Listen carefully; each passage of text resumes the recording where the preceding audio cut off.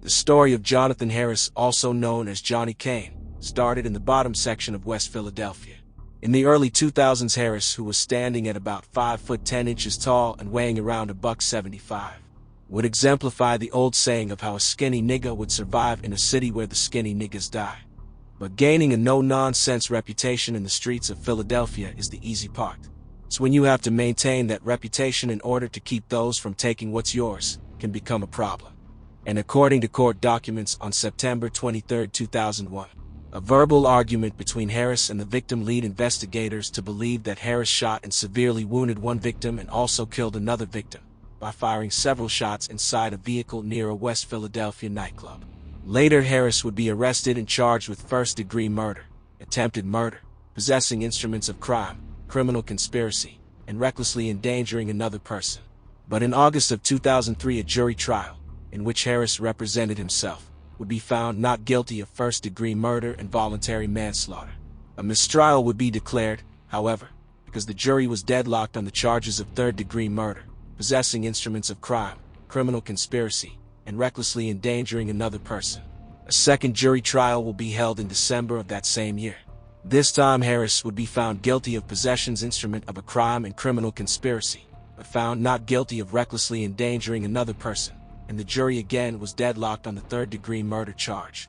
But Harris would subsequently be sentenced to 2.5 to 5 years incarceration on the possession instrument of crime conviction, and a consecutive 10 to 20 years incarceration for the criminal conspiracy conviction.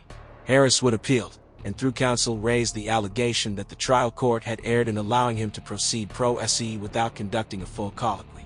A panel of the court agreed, and, on September 1, 2005, vacated the judgment of sentence and remanded the matter for a new trial. And about 2 years later, Harris's third jury trial would commence in January 2007, before the distinguished trial judge Renee Cardwell Hughes. And Harris, again choosing to represent himself, would be eventually convicted of third-degree murder, criminal conspiracy, and possession instrument of crime. Judge Hughes, who had presided over Harris's second trial as well, sentenced him to 20 to 40 years incarceration for third-degree murder, a consecutive 20 to 40 years incarceration for conspiracy, and a consecutive 2.5 to 5 years for possession instrument of crime.